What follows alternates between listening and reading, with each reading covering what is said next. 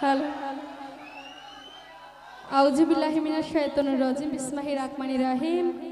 সকল প্রশংসা আল্লাহ তাআলার নাম স্মরণ করে এবং তার সঙ্গে তার প্রিয় হাবিব হযরত আহমদ মুস্তাফা মুহাম্মদ মুস্তাফা সাল্লাল্লাহু আলাইহি সাল্লামের পাক রোজা ভক্তি রাখছি।